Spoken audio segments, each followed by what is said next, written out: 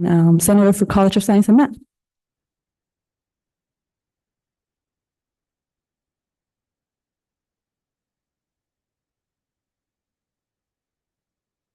Hi, good morning, everyone. My name's Yvette Tran. I'm coming back as the chair on finance this year. I served as chair the previous year and as assistant chair the prior year before that. I'm really excited to be back. I think I've really kind of honed in on my philosophy for how I want to chair finance. So I'm excited to come back and make it stronger this year.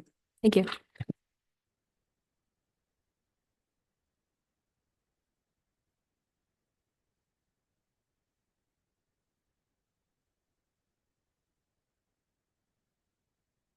Hello, everyone. Whoa, sorry. I have a loud voice.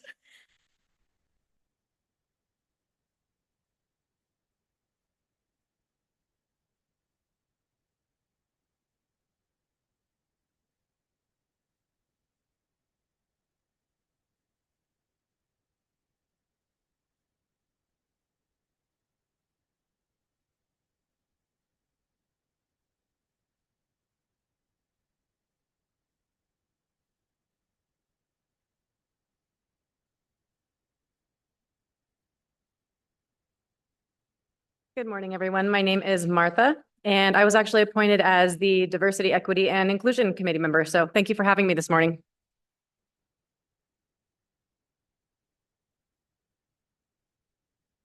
My name is Brianna, and I'm on the agenda today to be appointed for the graduates.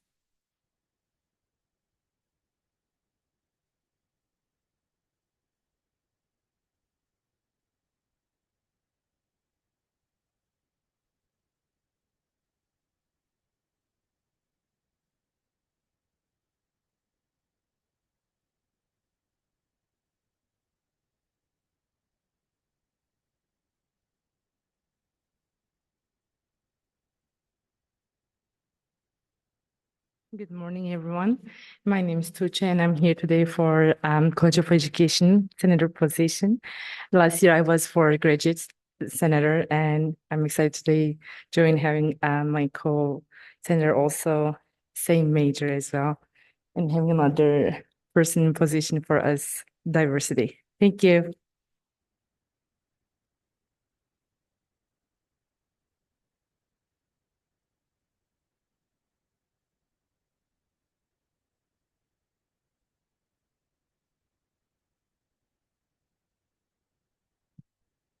Hello, my name is Omar Duena, and I am the Diversity, Equity, and Inclusions Chair member.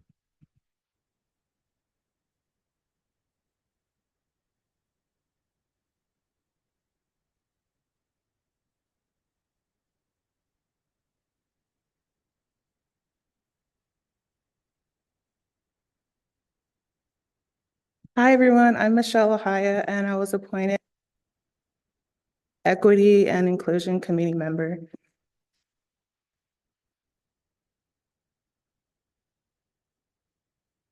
Is there anyone else here for open forum? Going once. Oh, go ahead.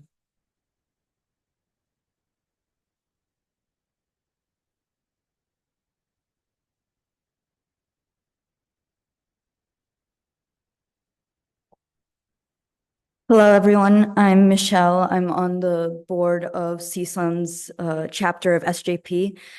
So as the new Associated Students Board is being sworn in for this upcoming semester, as we prepare for this new semester, we at SJP would like to remind everyone present our mission to effect financial disclosure and, more importantly, urgent divestment from companies complicit in the current Palestinian genocide.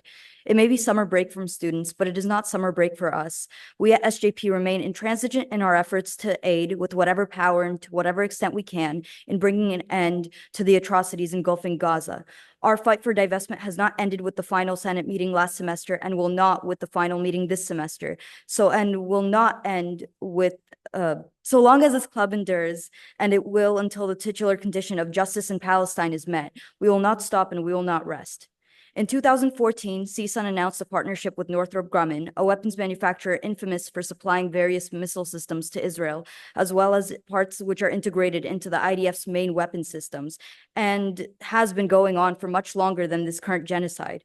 Using rhetoric emphasizing the wealth of benefits this program will confer upon students and undergraduates, CSUN advertises this partnership, completely ignoring what the students actually become involved in. Sure, students will have an easier access to jobs, but if those jobs are detrimental to society as a whole, is this really something worth boasting about? So as you enter your next year of service to the student body on campus, I urge you to consider and advocate for a divestment. We must cut all ties with war profiteers, among others who, in supporting Israel's genocide or at the very least in profiting off of their illegal occupations, pave a path of disillusionment for students who will inevitably realize that their work chips away at the value of collective human flourishing rather than promoting it. Thank you.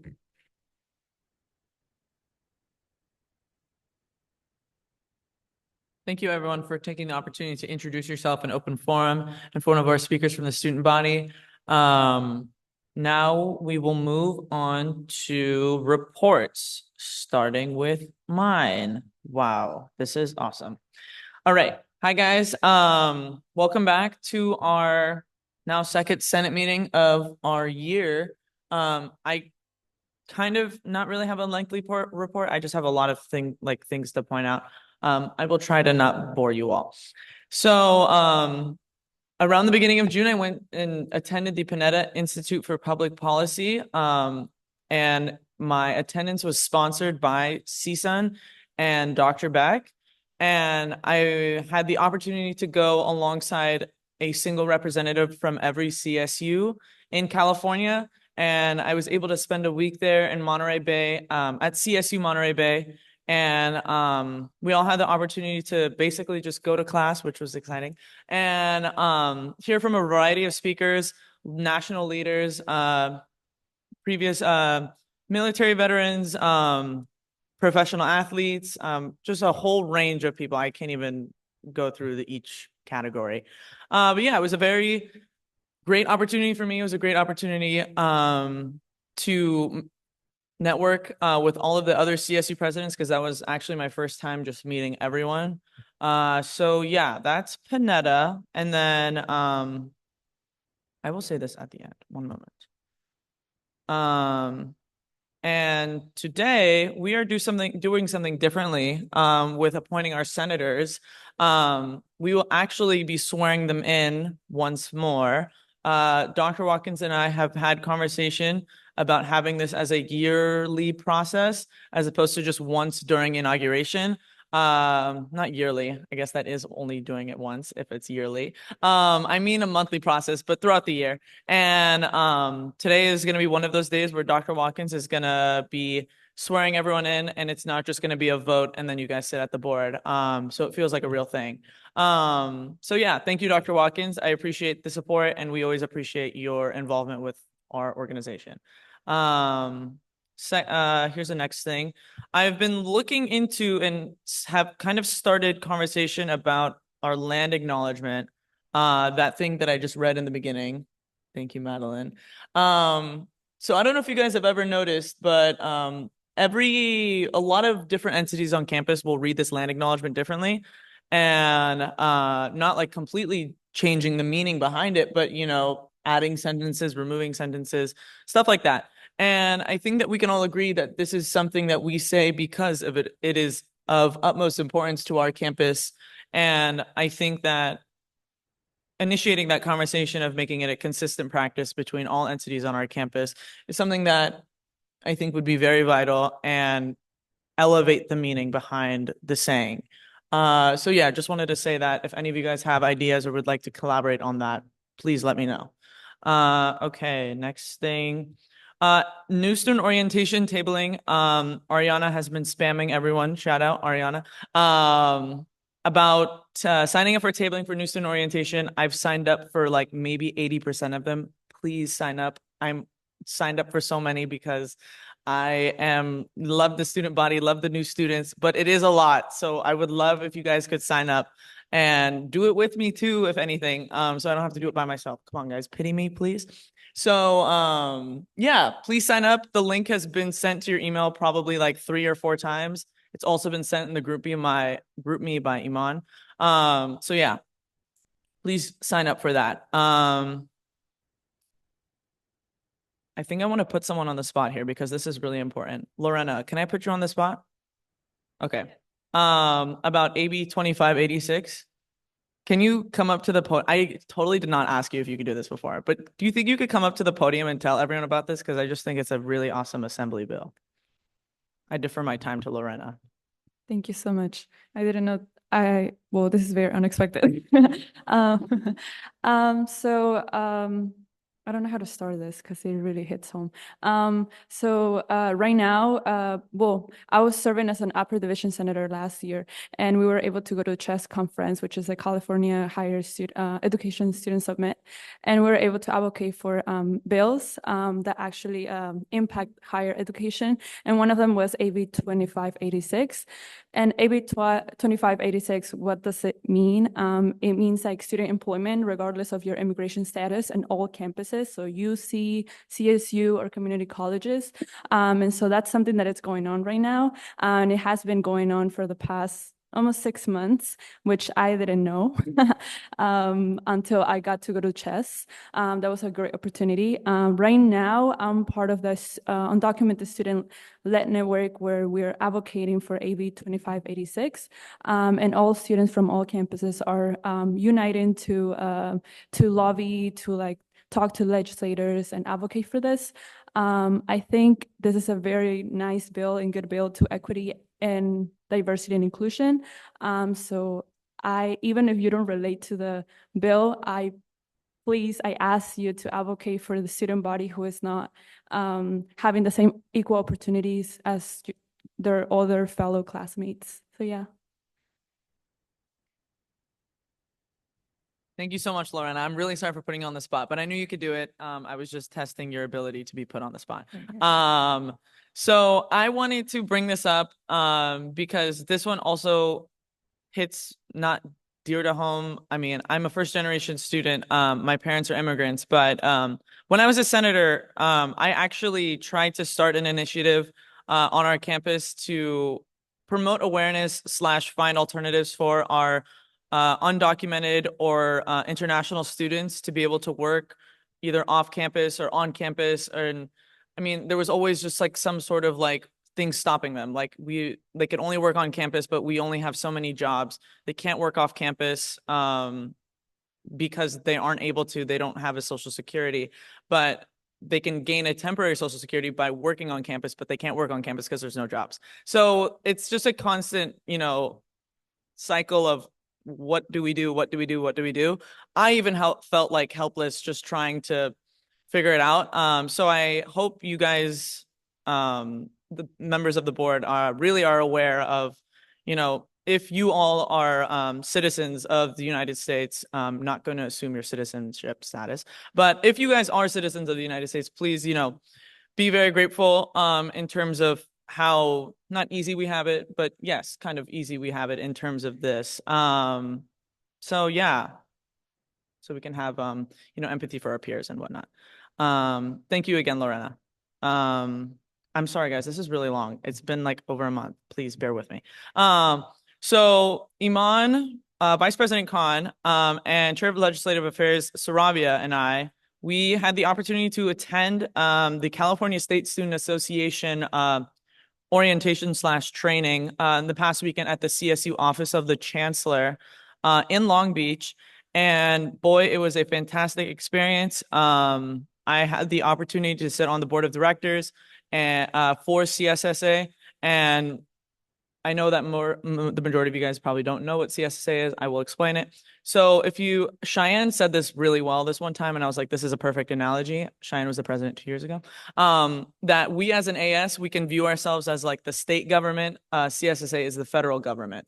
So CSSA, how we have one representative from every college, CSSA has one representative from every university on the CSU level. So they meet monthly to bi-monthly. And we have opportunities to also enact legislation, talk about our finances, all of the things that we do here. It's a great opportunity. Sorry guys, I really don't want to make this long, but I do think that these things are very important. So I wanted to tell you. So CSSA has a priority list. And I just wanted to read the titles of each priority, just because I think it's very important. And it's very cool to hear what is happening on the statewide level in terms of the California State Student Association, and if there's obviously anything that comes to mind whenever I say these titles for you. So their priority one is address the total cost of attendance for the CSU students. I think a lot of this derives from the fact that the CSU is becoming just less and less affordable. Priority two, ensure students have access to high quality wellness and mental health. Priority three, ensure the academic success and holistic educational experience of all CSU students. And lastly, priority four, foster inclusive engagement for students to find agency in their campus. So those are their four policies on their policy agenda for CSSA. So if anyone ever wants to talk about CSSA and what they're working on that level, obviously, anytime we go to CSSA, I will take it to myself to provide you guys with as much information as possible.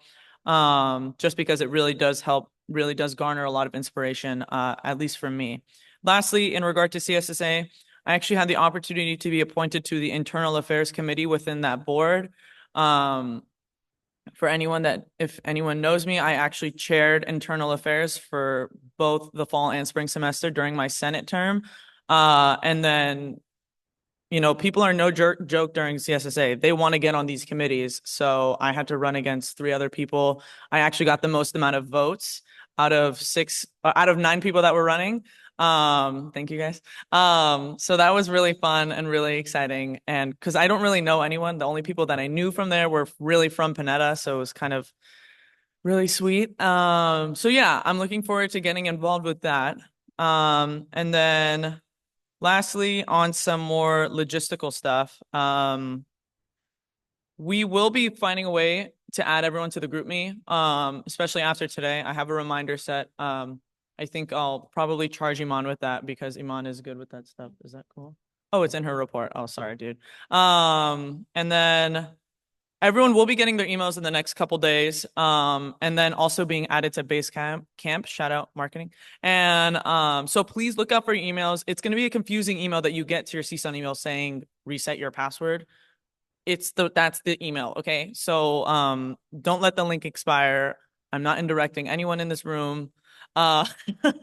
So yeah. And then really quick last actual thing. So it's okay. So within my position, I actually have the opportunity to appoint people to university committees. So what is a university committee? So those are just committees that, obviously exist within the university, that, have different sectors of, oh my God, I can't speak right now. Basically, they obviously talk about different things. And a lot of them have positions for student representatives. So in terms of that, I have the opportunity to appoint students to those university committees. Obviously, either like I'll pick you or you guys can come up to me and say, hey, I'm interested in this, and then we can get the ball rolling.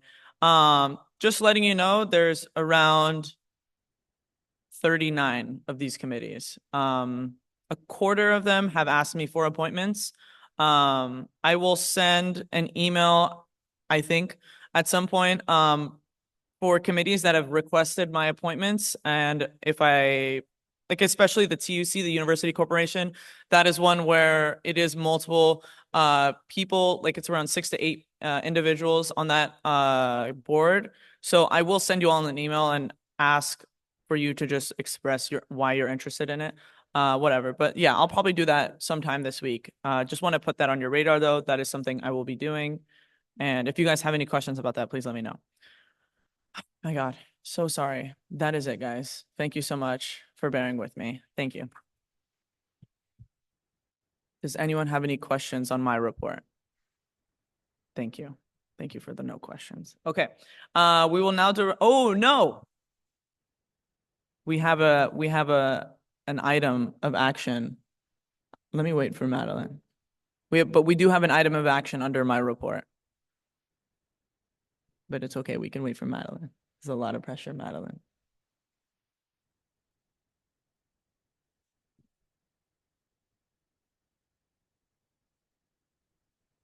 Nice.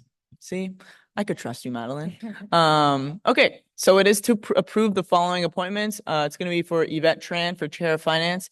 So just a reminder to our board, when anything, actually, this doesn't need a motion. That's what I was about to say. Does this need a motion? I don't think it needs a motion. You don't. Never mind. This does need a motion. Motions out of committee don't need a motion. I understand. So is there a motion on the floor for item 1 under my report? Senator Aronson? I move to approve Yvette Chan as Chair of Finance. Thank you. Do we have a second? Seconded by Senator Miyoshi. Is there any discussion on the approval of Yvette Tran for Chair of Finance? Seeing none, we can take this to a vote. All in favor of approving Yvette Tran as Chair of Finance, please raise your hand. Okay, thank you. This passes unanimously. Congratulations, Yvette. Yvette, you can come and take your seat if you'd like.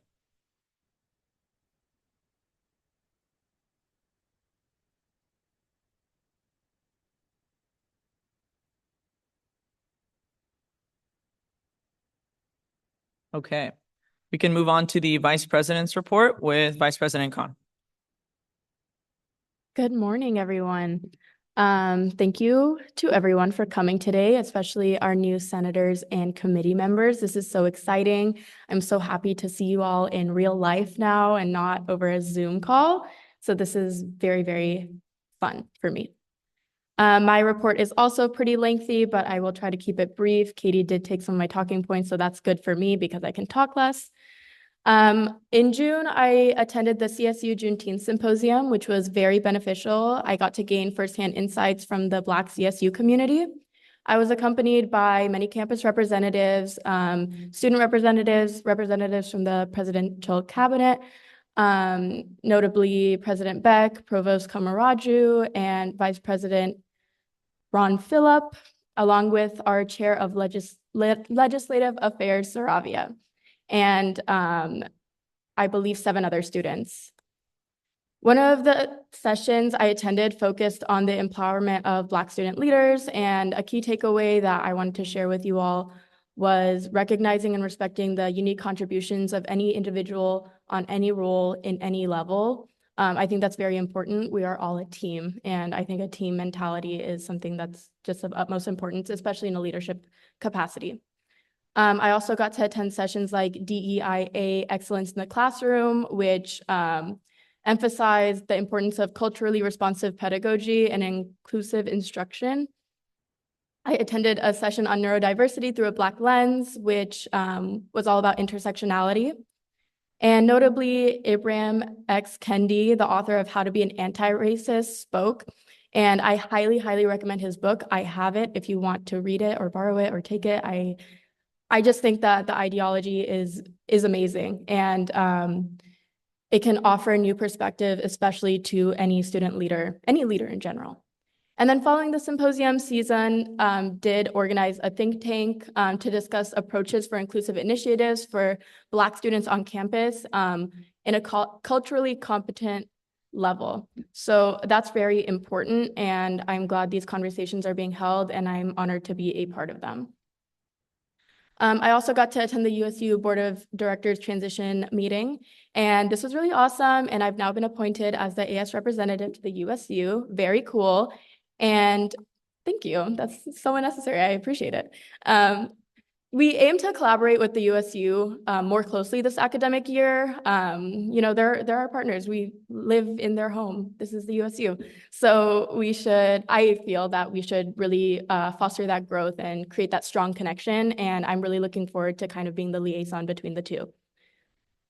Katie and I got to meet with the Department of Police Services, DPS, on campus. And we discussed a lot, and I know DPS is stigmatized, rightfully so. There's a lot of different experiences students have on campus that can be negative, can be positive, can be very neutral. And one of the things I want to emphasize during this meeting is they took our criticism with an open mind. We did not hold back with what we were talking about and what students have shared with us about their interactions with DPS. And they they were very, very responsive to all criticisms, and we were speaking very bluntly. They're also making strides to improve their response teams with mindful practices and situationally dependent approaches, which is very cool. When the initiative they shared with us was when a student calls with a mental health crisis, they will no longer be responding with an officer in uniform, which blew my mind. That is so fantastic. They're going to be approaching the student in a very, with a normally dressed person who is properly trained in a mental health capacity, not in a police capacity, to take care of the student in an unmarked vehicle so that it's not stigmatized. You're not getting a police car coming up to you if you're having a mental health crisis, and you're being responded to on the level that you should be responded to, with a competent, aware approach. So that was actually very great. And as Katie mentioned, our committees are they are one of the committees who did ask for some students. So if you are interested in this work, please, please, please let Katie know, because they are looking for someone to kind of provide a student perspective. And they have some demographic requests as well, but no matter what, please let Katie know. As for meetings, we met with some great people. We met with James from Productions, and James wasn't here today. He didn't speak at Open Forum. So I'll do his shout out for you guys. Summer Movie Fest is happening. You guys should all go. That was it. I don't know. Oh, they're playing Dune this weekend, right? Or this week, Thursday. Nice. 3-hour movie. Yeah, I will not be attending. I can't sit on the floor for that long. We also met with Dr. Watkins, who is here. And Dr. Watkins is such a great guy, and we were able to kind of bounce off each other with some ideas that were fresh in our mind. And we look forward to working with him. If you guys have anything to relay, let us know, or let Dr. Watkins know. He is here. We started our regular meetings with our interim executive director, Tim, and he's such a fantastic resource and coach. Shout out to Tim. And we've been organizing, planning, and aligning our efforts, and we really want to hit this fall semester not running. We want to hit it sprinting. So he's such a great resource for that. And he's just across the hall. So I highly suggest you all introduce yourself to him because he's great. I will keep this part short. We attended CSSA at the Chancellor's office in Long Beach. Katie kind of listed all the things we did. I have been appointed onto the audit committee, which is very cool. And I will be taking my learnings back here and applying them. And I also want to shout out CS Unity, which is approaching in August, and which is an event that CSSA holds about in regards to DEI, CS Unity. Very cool. And okay, that's enough for what I've done. Now, following up on the last report, interviews are going very well, as you can tell by our long open forum line, and we do still have open positions. So if you are missing a co-senator, or if you know someone who might be super fit for a committee or a cabinet position, please send them the link. We're begging. We really, really want to fill every single role by the time this fall semester comes around. And if you know someone, let them know, let us know that you're recommending them, and we will do something about that. We will definitely be considering every single candidate who comes across our application portal. Okay, and now for senators, please pay attention. I know it's long. I've stopped paying attention to myself because I just keep talking. So, but I want you guys to start thinking about how you're going to be engaging with your constituents. When we approve the standing rules, you're going to get some more information about our guidelines and expectations. I personally think they're really great and offer you guys a lot of autonomy on how to engage with your constituents in a capacity that also benefits AS and the student body. And then after the actually, let's do next Senate meeting. I kind of want to have a casual conversation with you all so I can know how to support you once the school year starts. I feel like we're still in this transition process, and I'm ready to, start supporting you guys in any capacity I can. And this last part is kind of going to be a repeat of my last report, just professionalism.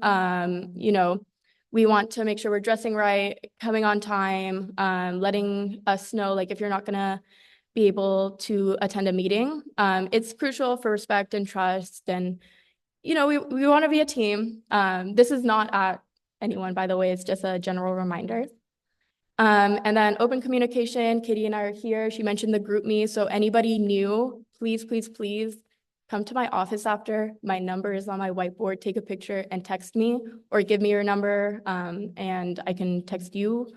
And because we want you in the loop. A lot of our reminders are through group me, because we know, especially over the summer, emails are not being checked. And that's actually me calling myself out.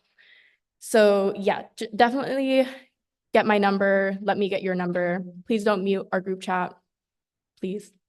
And my office is always open as per usual.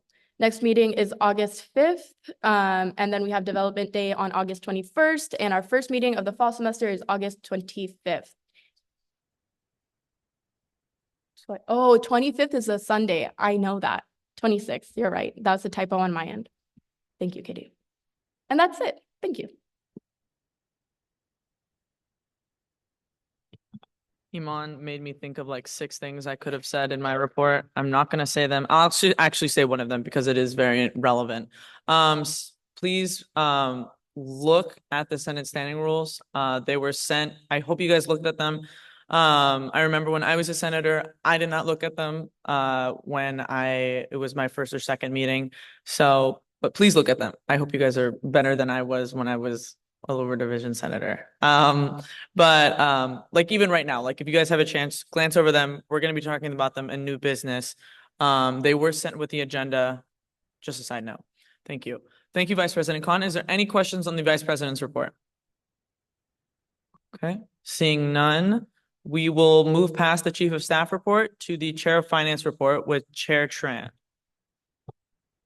Hi, thank you, Katie. Hi, everyone. Once again, I'm Yvette. Thanks for appointing me today. I'm returning as chair this year.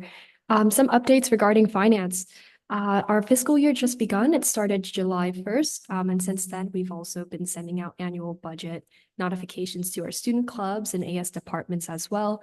If you're in charge of a club, or if you're friends with someone in a club, perhaps, this year I'm really working with our assistant chair on meeting new club leadership and getting to know them, because there's like a lot of club cabinet like changes early on in the year. So trying to get to know the clubs before and establish grounds with them now. If you have connections at clubs, please send them our way so we can help tailor their budgets and budget requests and be able to support them financially. So that's going on. Budget requests annual budget notifications are still being rolled out at this time. Additionally, I also chair Finance Committee, which is set to still continue to meet every Monday at 12 p.m. to 3 p.m. Within the AS Sustainability Center. That's an open meeting, open to all the students. So feel free to come in and sit in and see how we like deliberate our financial processes within AS. Let's see what else. I'm working on STAR approval forms. This is probably something I'm going to mention like every week. So just for context, AS provides this financial funding opportunity called STAR. It stands for Student Travel and Academic Research. So if you're a student, you're hardworking enough and get your work recognized by an academic conference, AS is able to provide monetary support. And this covers things like conference fees, mileage, airfare, lodging, and ground transportation for students. And we can fund their academic conferences and endeavors, including research projects as well. So those are being processed. We're up to date on those. So that's wonderful. Let's see. Yeah, let's see.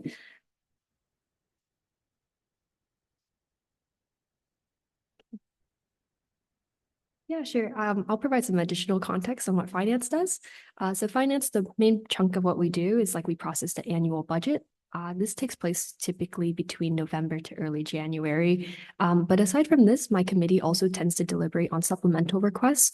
So if student clubs and orgs have additional requests for events that they want to put on, or if one of the AS departments want to come in and request money, we go through a committee process for this. So it's not that just one person makes a decision. It's that like we have multiple students, and these students tend to be representatives from their own college, and they're able to weigh in. We also have something called viewpoint neutrality limitations, and this protects students and their right to their opinion and their right to speech. And so if a student, regardless of how a committee member or how finance feels about their political position or any position on campus, we are still able to fund them and then protect their rights in this way.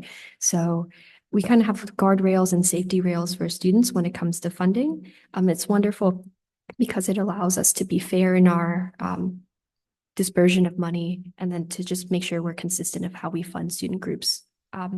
And for senators coming in, each year and every semester, you're tasked with putting on a town hall. As Iman mentioned, getting creative with it and thinking about like how you want to put that on now is like a great time to start. I'm also here to talk about how I can help support your future events as well. So if you want to meet ever and we want to discuss, we can set up a meeting with ourselves and also our office manager. Thanks so much. I'm really looking forward to working with everyone this year.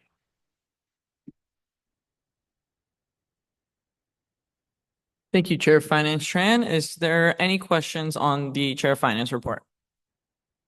All right, seeing none, we will be moving past the Attorney General's report as well as the Standing Committee's report to our interim AS Executive Director, Tim Shapansky, with his first official interim executive director report. Woo!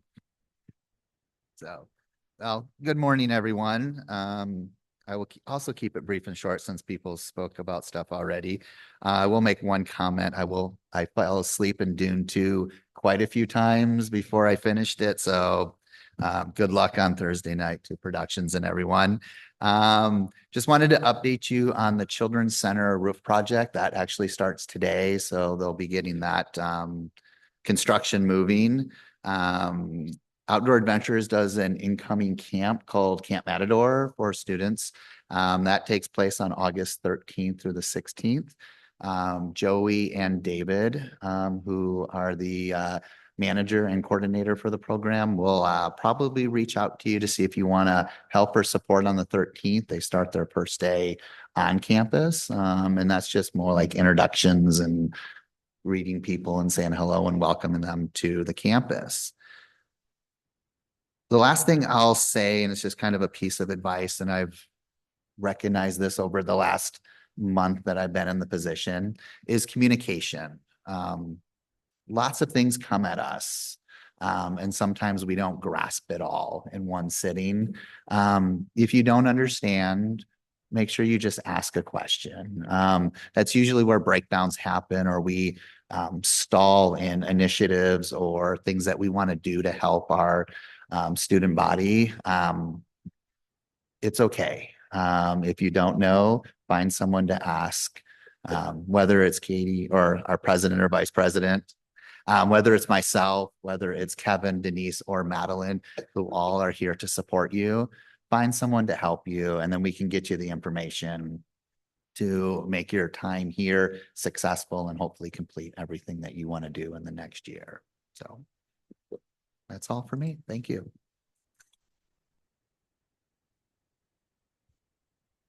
Thank you, Tim. Is there any questions on the interim AS Executive Director's report? Yes, Senator Pulliam. I know that you said there's stuff happening with the Children's Center, and like what necessarily is happening? I don't really know about what that is. So our Children's Center was built quite a few years ago, and it needed a new roof. We started the project back in April, like getting quotes and getting kind of the money set.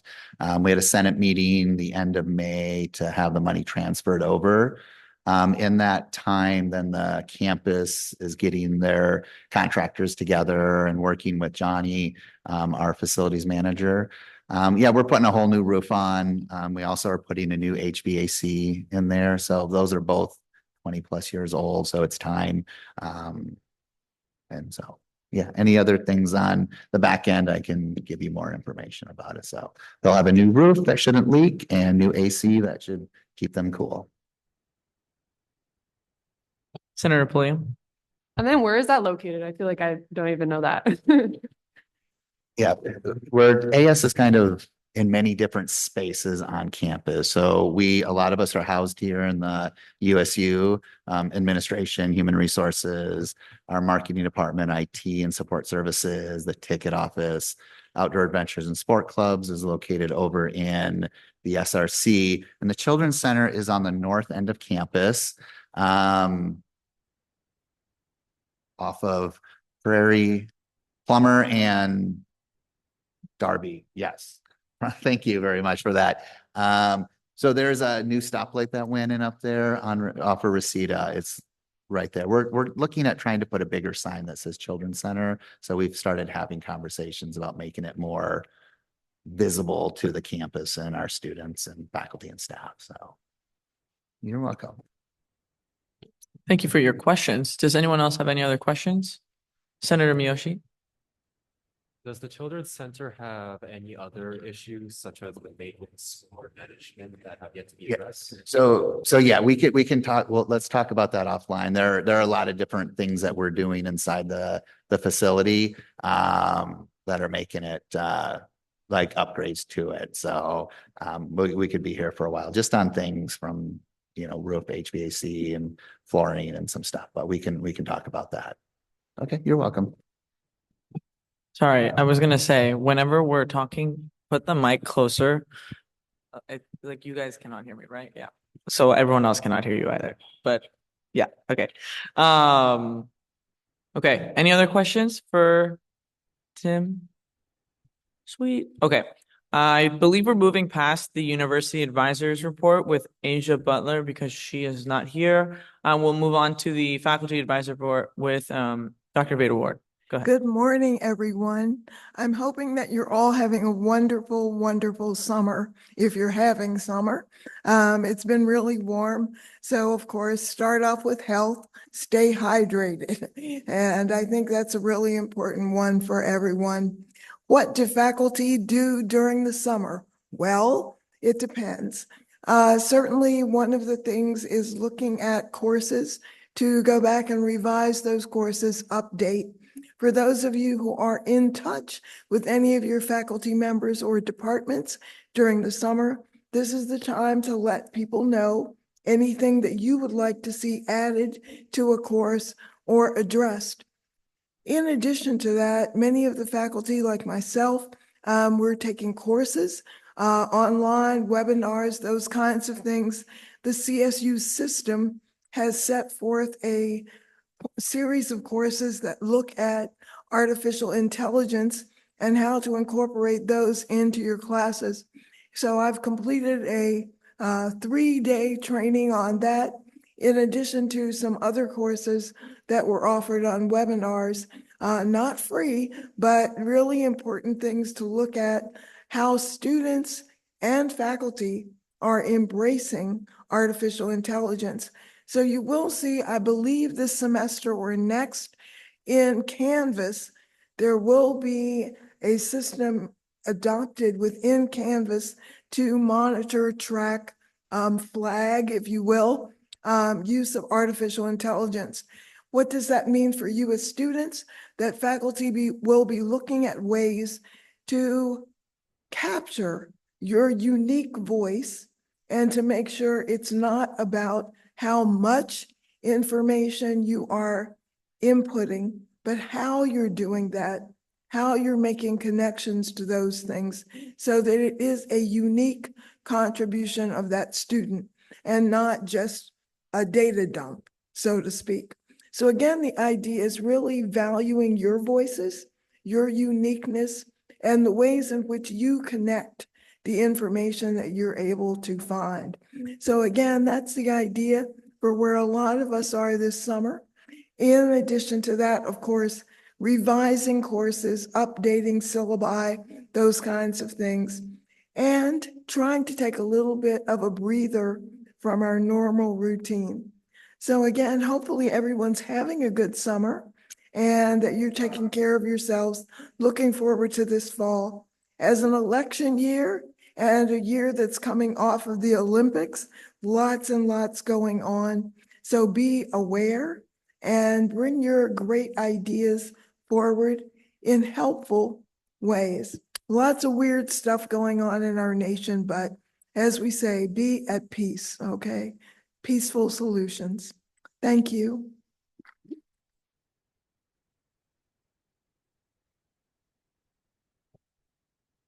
Thank you, Dr. Vedawar.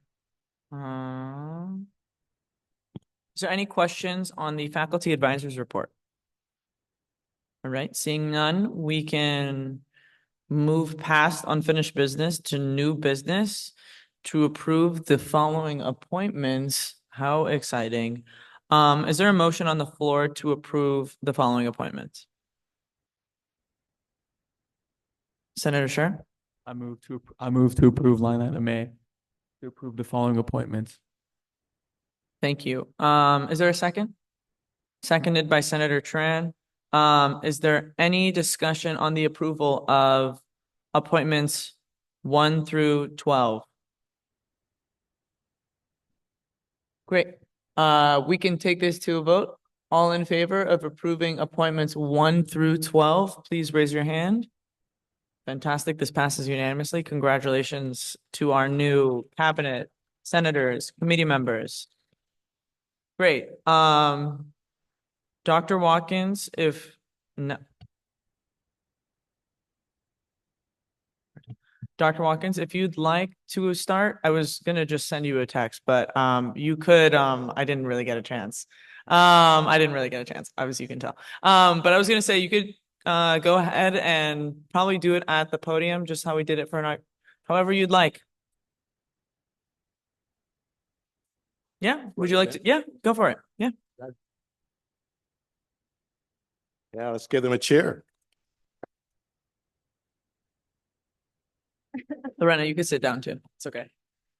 You know, as they're actually taking their post here, I want to thank Katie and Imam for really being so active already in engaging everything at the university, really representing Associated students so very, very well and making important connections throughout the year. So here to support you in all of that, and congratulations to all of the students who are stepping up to lead.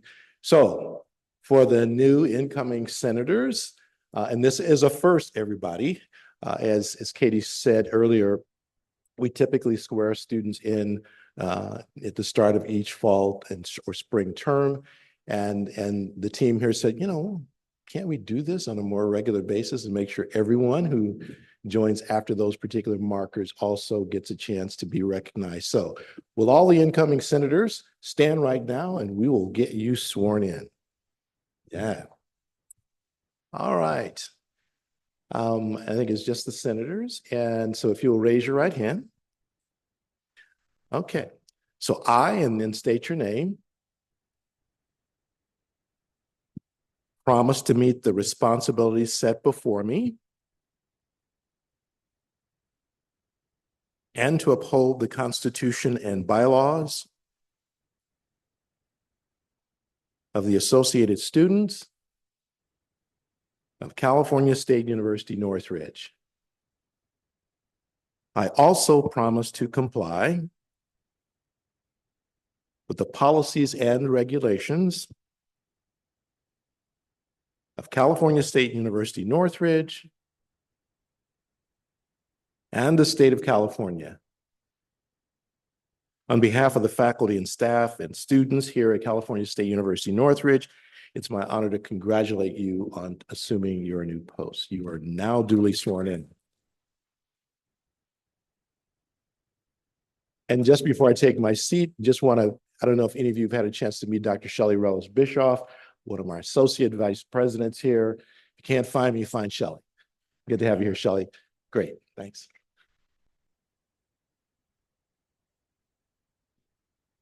Thank you so much, Dr. Watkins. And I think that I don't want it to mess with anything. I think the open forum mic might be still on. Oh, thank you so much. I just did not want anyone to like get their eardrums blasted. I didn't know what was going to happen.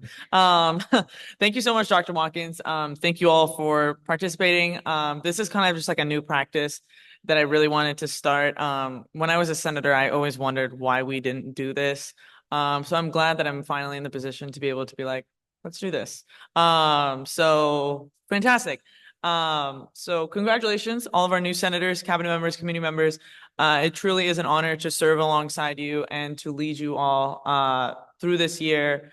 And just know I have an open door. Iman has an open door. We are here for you guys. And anything that you ever need, we are here. Fantastic. We can move on to our next agenda item, which is to approve the Senate standing rules, which was sent to everyone, like even incoming people, to your CSUN emails. So if you guys want to check that out, I do want to give everyone a second to look at it at least before I ask for a motion. Yes, go ahead.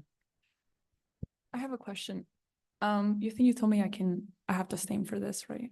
Correct. I would be requesting for you to abstain, just because, as you can see, the article right below it, it kind of acts as like an oxymoron if you were to, I would request it. I will never force anyone to vote in any way, but I will request it. Thank you.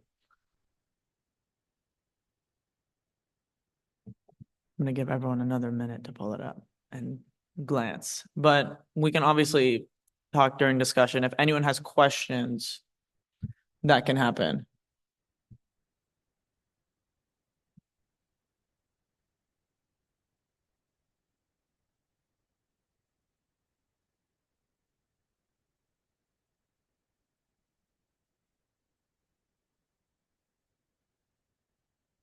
Okay, guys. I will ask for a motion, and then we can obviously talk during discussion if needed.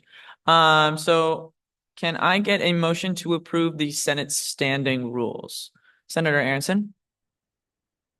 I move to approve the Senate standing rules. Thank you. Do we have a second? Seconded by Senator Miyoshi. Is there any discussion? So during this time, if anyone has questions, would like to amend anything, would like to... Oh, I'll take the time to tell you guys what I did. Okay. Thank you, Iman, for your really awesome suggestion. Okay. So I briefly said this already. I really love internal affairs. I really love code, working with and stuff like that. If any of you know me, I really just destroyed our AS wiki when I was a senator. So it's okay, Madeline. But I will tell you guys what I did. So I know this code that's the back of my hand at this point. So I actually added another section, as you see, additional practices. Wow, you don't know, I have no idea what that means. As we scroll, gender neutral writing, okay. A lot of these could also just be, yeah, little corrections like that.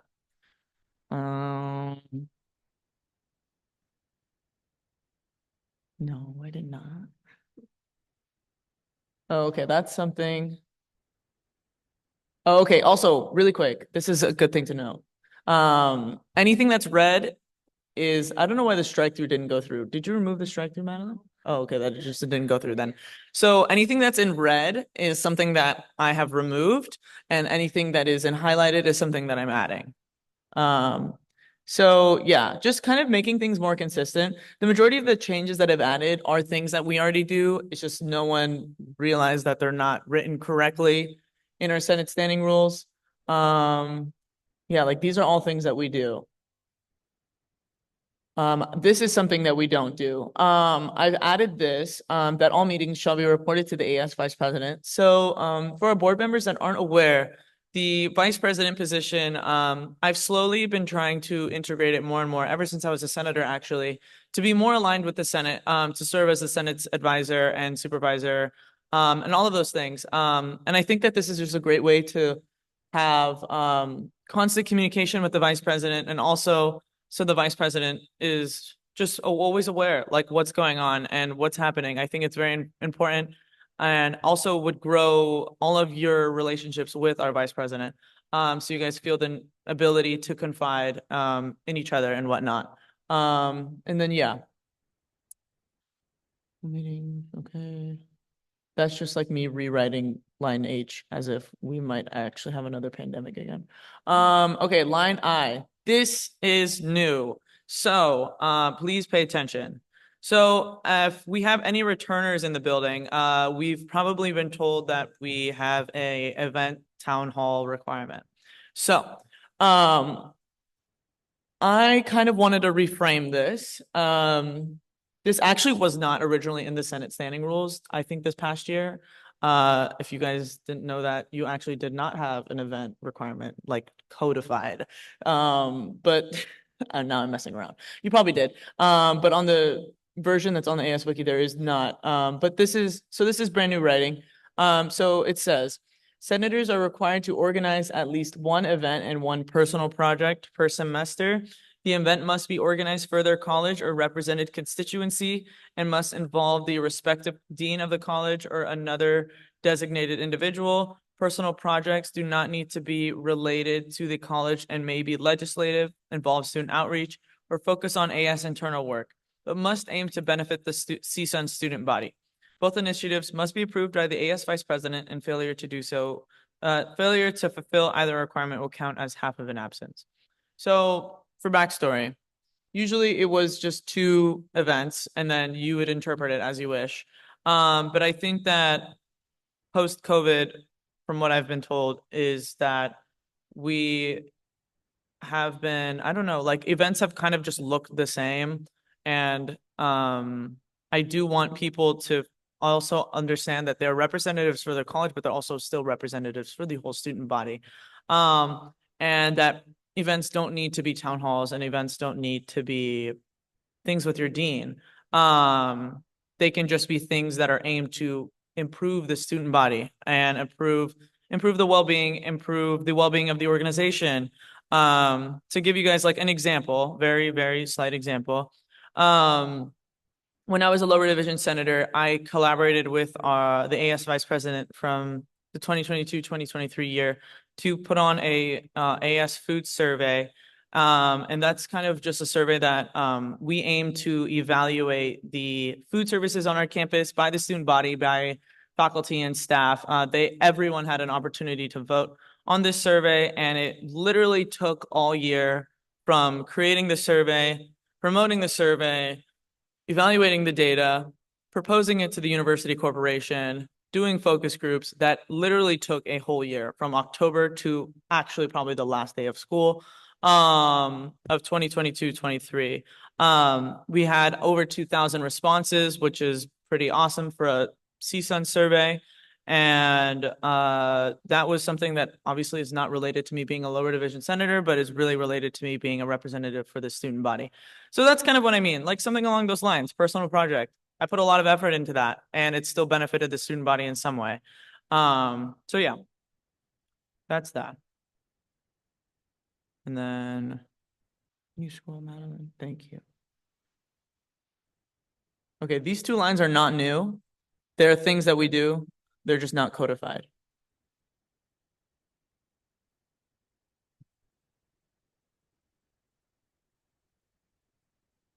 Also, side note, the red is not is something that I'm removing. Highlight is something that I'm adding.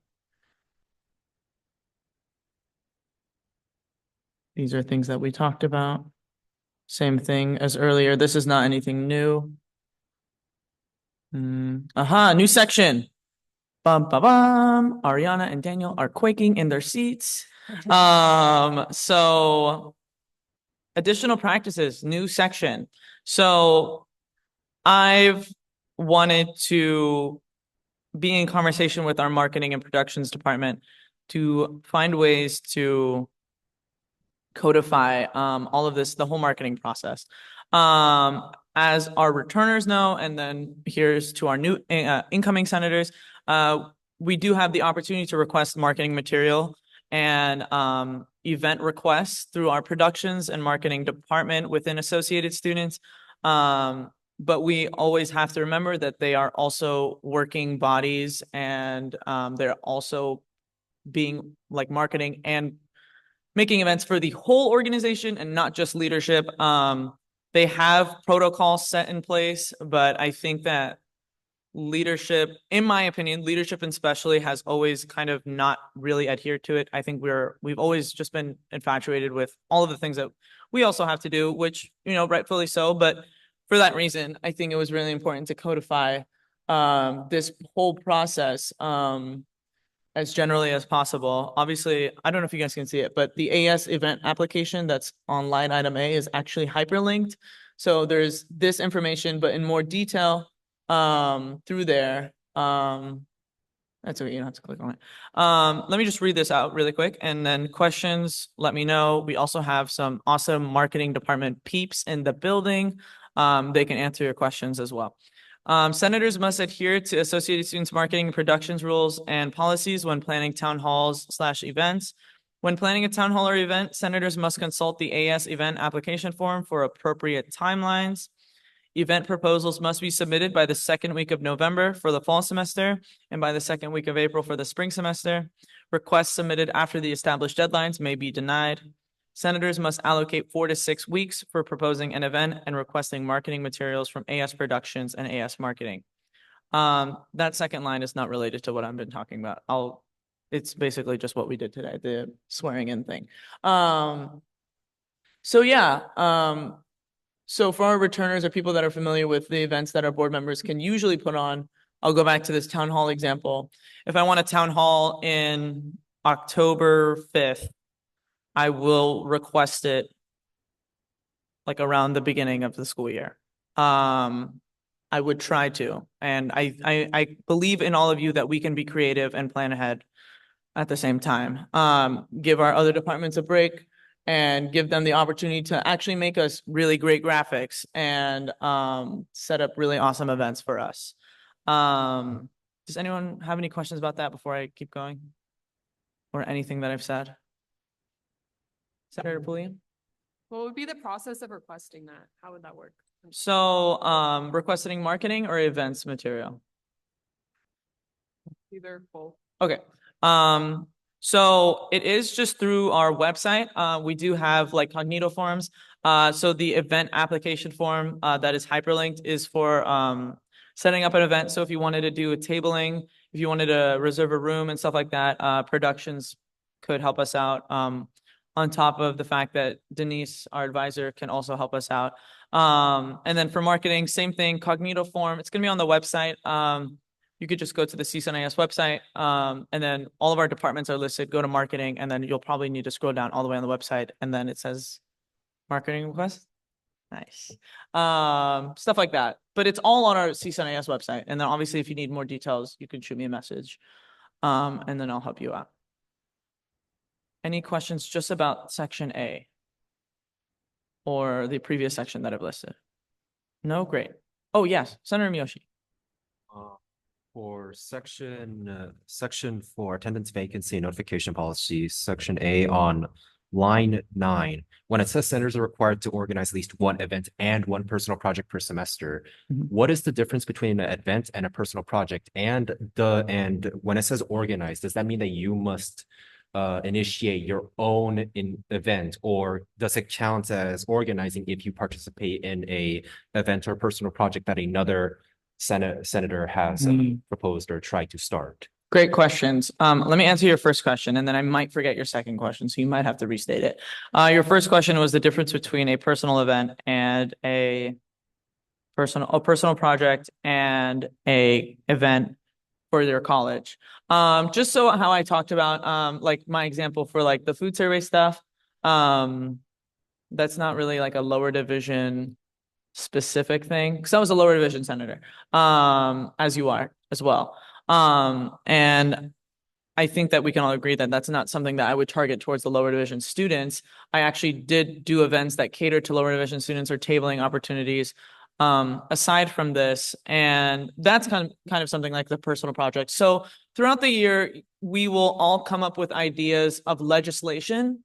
And if maybe one of your items of legislation becomes something that you can promote on a campus-wide level or an organization-wide level, just something that you can think of, like anything, that it just ends up being a project, that's something that would count.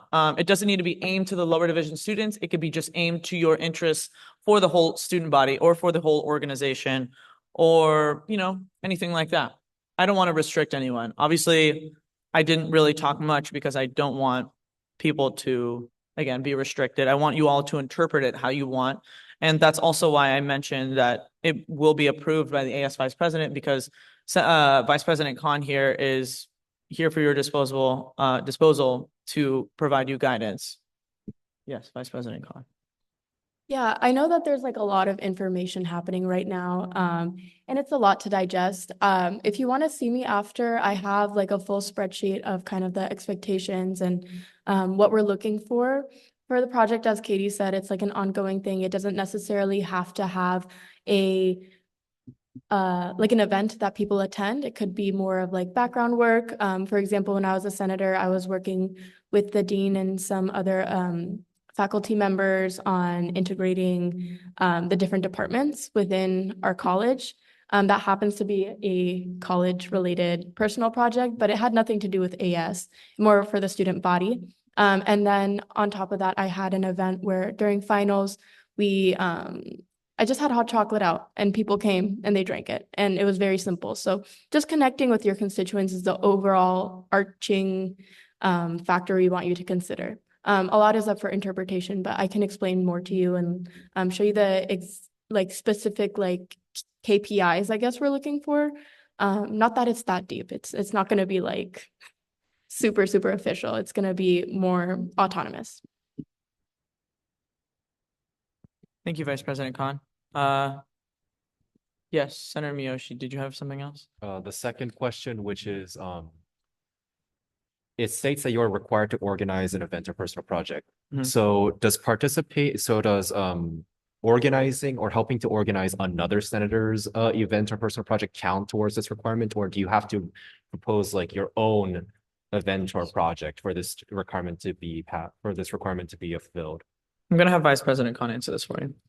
Yeah, we can go over the specifics.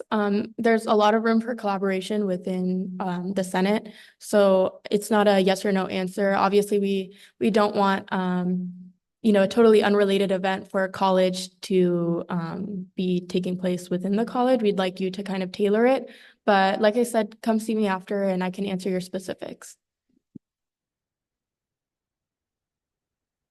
Thank you both. Thank you for your questions, Senator Miyoshi. We could, brainstorm a training or workshop on like required events and something like this, and it would be a really good place for you guys to ask these specific questions. Just because, again, for this code in general, this code specifically, I tried to keep it as broad as possible, and it is as broad as possible. Just because it really is like an over encapsulating code as opposed to like something specific. And again, no one that's writing these codes wants to restrict anyone in any way, especially when it comes to this, because we don't want to hinder creativity, whatnot. Okay, the last actual thing now on this code. Thank you all for staying committed and engaged, I hope. In addition to the AS Inauguration Day, incoming senators will be sworn in during a regular Senate meeting by the Vice President of Student Affairs or their designee on a monthly basis throughout the academic year, unless rescheduled by the AS President. Dr. Watkins, does that sound accurate to you? Great. So yeah, it was just kind of what we just did today. No need for crazy explanation. Cool. Now I'm done. Now it's actually your guys' time to discuss. You can discuss amongst each other if needed or wanted.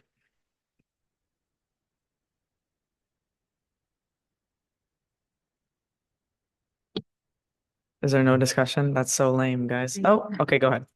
Any questions, concerns, comments that you don't want to make on the floor, like are very specific, you can come to my office or send me an email or send me a text. I'll answer them. I know that a lot has changed, and sometimes codes can be very hard to decipher, especially or for me personally, when things are too broad. I have a hard time figuring out what I want to do. I personally prefer specifics, so I understand if you have like a billion questions that you need answered. Open door policy as usual. I'll be the one overseeing pretty much everything in this code that has to do with the senators. And this is the Senate standing rules. So yes, please feel free to ask questions. I understand if you don't have any now, but you might have 1,000 tomorrow. Thank you, Vice President Khan. I second her notion. Any further discussion? Cool. All right, we can take this to a vote then. All in favor of approving the Senate standing rules, please raise your hand. All opposed? All abstaining? The motion passes. Thank you, y'all. Great. We can move on to item C to suspend section 5, article A of the 2024-25 standing rules, aka the Senate standing rules that you all just approved, for Lorena Toledo Carranza to continue her involvement as president of the AS Sports Club Council. Do we have a motion? Vice President Khan? I move to approve line item C as stated in the agenda. Thank you. Is there a second? Seconded by Senator Aronson. Is there any discussion on item C?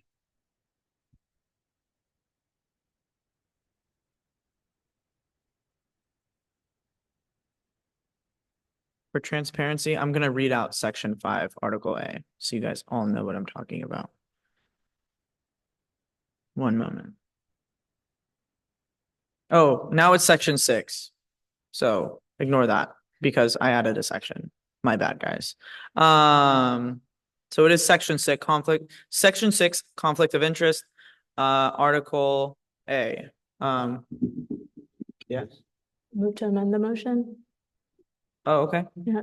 I move to amend the motion to suspend section 6, article A of the 2024-2025 Senate standing rules as stated in the agenda. Thank you. Is there a second on the amendment? Seconded by Senator Aronson. Is there any discussion on the amendment of amending it from section Article 5 to Article 6? Great. We can take this to a vote. All in favor of approving the amendment of changing the agenda item to suspend Article 5? No, my God, what am I saying? To suspend section 5 to section 6, please raise your hand. Thank you. All opposed? All abstaining? We are missing. Oh, you abstain? Okay. Okay, motion passes. Thank you. Now we can go back to the, not motion, amendment passes. Now we can go back to the motion as amended. So the current motion as amended is to suspend section 6, article A of the 2024-25 Senate standing rules for Lorena Toledo Carranza to continue her involvement as president of the AS Sports Club Council. Okay, now I will say it. Section 6, article A. No associated student senator may be employed in any area of the associated students. This standing rule requires a 2/3 vote of the total voting membership to amend or suspend. So we are currently requesting a suspension or recommending a suspension. Is there any?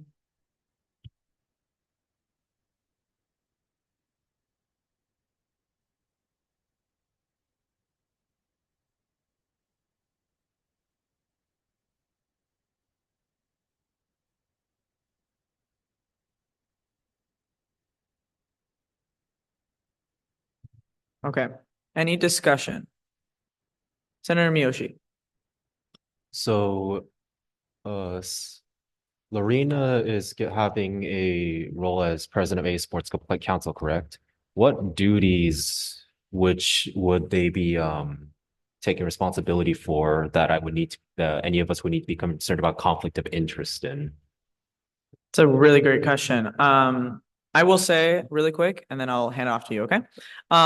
So in our board, one big thing, I'm not sure if there's more, that's why I'm gonna hand off to her after, is that as a board, we do vote on money being allocated to different departments.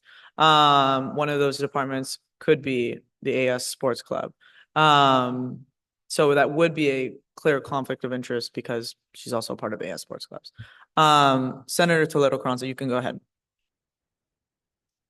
Yeah, thank you for your question. As you saw in the agenda, as AS Sports Club Council President, what we do is we direct and manage all sport club council meetings every other Wednesdays with all council representatives from each sports club. We allocate budget, like it's kind of like a Senate meeting, but it's just within the sports clubs department. We advocate for recreational sports clubs on campus. And we also, like I was saying, like she was saying, we as Senate, we approve a sports club budget every year. But yeah. And we also have to come here to Senate meetings to provide like monthly reports about what we're doing in sports clubs. So either way, I'm going to be coming to report. Thank you. Senator Miyoshi? In the event that we do suspend Section 6 to allow you to maintain your position as president of AS Sports Club Council, if in the future there is a concern that a conflict of interest has been occurring, what procedures do we have to sort of possibly like reverse our decision or ask clarifying questions about anything that we do believe is a conflict of interest that has been committed? It's a fantastic question. So this is where our judicial court comes in. So the judicial court is a committee sort of that has the opportunity, well, they do this. They are the ones that interpret our Constitution and our Senate standing rules and all of our codes and bylaws. And if a violation is made, especially larger violations, so like conflict of interest is pretty large. Yeah, that's what I'm saying. It would go to judicial court and it would be taken up by the Chief Justice as well as their associate justices to handle that matter. Alongside, I believe myself, that's something I haven't really looked into, but it's honestly probably in this code. But I know for a fact it is chiefed by the judicial court. Senator Toledo Carranza. Yeah, so like I was saying, like in about AB 2586, I've been involved as an upper division senator last year. I was able to get to know every little side of campus, and it was really, really interesting and powerful to meet a lot of students. I've been part of Salsa Libre like for 1.5 years now, which is one of the sports clubs within AS. And I haven't been very much of a advocate for sports clubs. I've been part of the council as well, representing Salsa Libre. And I think there's a lot to be done there as a council. So that's why I took part of becoming president, since we didn't have a president for like probably like a whole semester. And I tried to work with them, but it was really tough the past years. So that's why I took the opportunity to become president, so I can be more of an advocate for sports clubs. Thank you. Is there any further discussion? Cool. Wait, let me scroll. Okay. Okay, then we can take item C to a vote to suspend section 6 as amended. Article A of the 2024-25 Senate Standing Rules for Lorena Toledo Carranza to continue her involvement as president of the AS Sports Club Council. Please raise your hand if you approve. Any opposed? Any abstain? The motion passes. Thank you. Nice. Fantastic. All right, we can move past information items to one of our discussion items, the removal of the Pledge of Allegiance from all future Senate meeting agendas. I kind of really just wanted to throw this on the agenda and see what you all thought. I don't even want to head on this conversation because I could very easily, but Vice President Khan. For some slight context, Katie and I have been exploring the campus a lot, and we've been in multiple different meetings, similar styles to these, and we've noticed that actually none of the other meetings we've attended have done the Pledge of Allegiance. And so with that, we just wanted to introduce this to the floor. I would like opinions to be shared, so if you have any strong feelings about this or any concerns, please take the floor. And really quick, just second Iman's notion. I was inspired. I wasn't going to say this now, but I guess I'll say it now. I was inspired by other CSUs. When I was at Panetta, no other CSU in their board in Associated Students or Associated Students Incorporated recites the Pledge of Allegiance. Not saying that we need to copy them, but that's why it's as a discussion item. I want to see what you guys think. I think it's very vital for us to look at other campuses and see how they're doing things and maybe start adjusting the things that we do based off of our inspirations. Senator Aronson. So, I definitely think that the Pledge of sorry, trying to figure out this mic situation. I definitely think that the Pledge of Allegiance oftentimes, especially, where we are, location wise, like we're on the land that was previously occupied by, a band of Mission Indians. And I find it to be a bit conflicting that pretty much right after we read a land acknowledgement, we go into the Pledge of Allegiance. I think that's a little conflicting and a little strange. I also think that the Pledge of Allegiance is sort of cookie cutter, and I also think that it's not inclusive towards people of different religious backgrounds, specifically with the section where they state under God. And in addition to what you, President and Vice President, were saying with regard to just like catching up to other departments that are maybe a bit further ahead from us, I just don't really see the point in having it. Like, what does it do? Like, what's the benefit? I don't know. I mean, maybe somebody can enlighten me. It seems very outdated. I never really understood why we have it in school, or like if somebody could please enlighten me as to why we even have it in the first place, I would really appreciate that. Dr. Watkins, do you have an answer to that? I don't know if you heard the last part of his question of why we have the Pledge of Allegiance in the first place.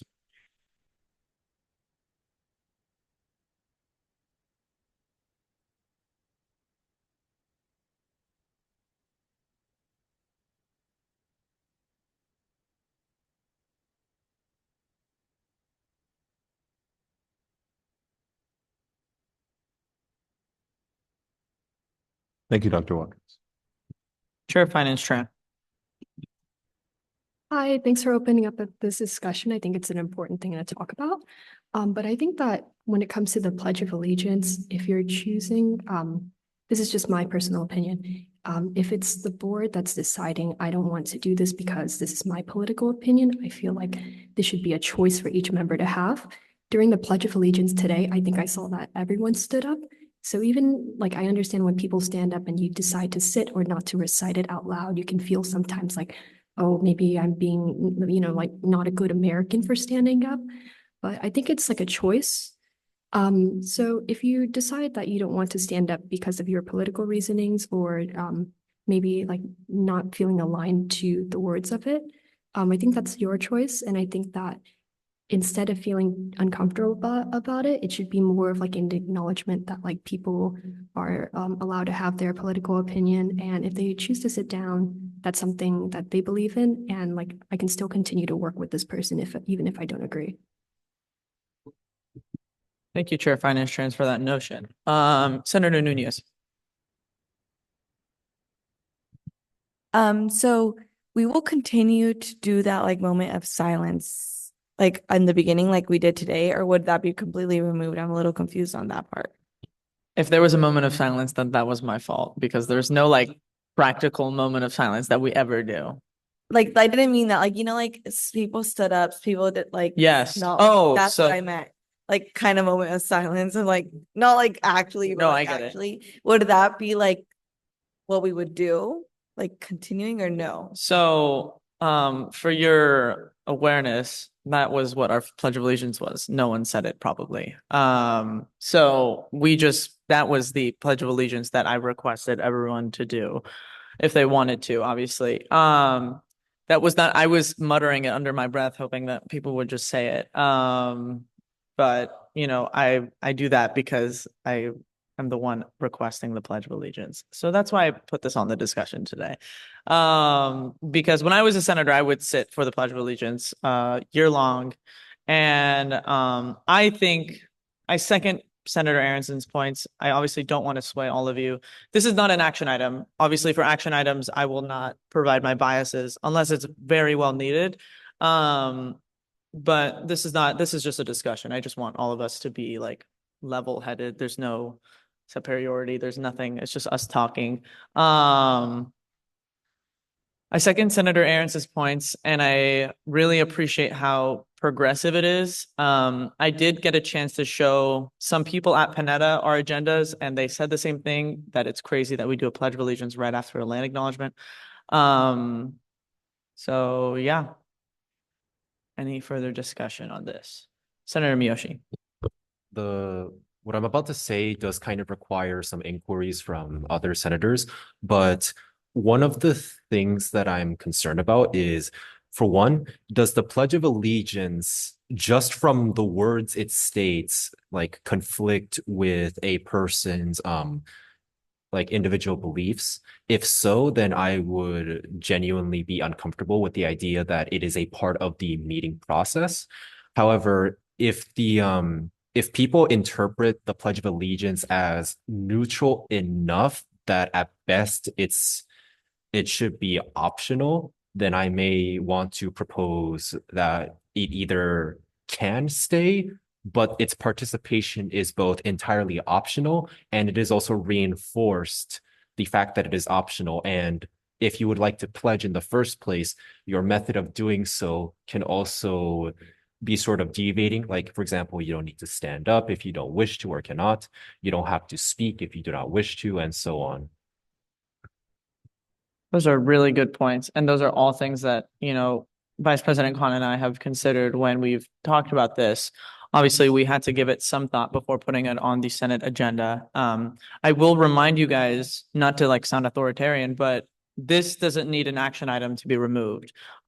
This would just be a simple, hey, Madeline, can you actually just take off the Pledge of Allegiance from the agenda?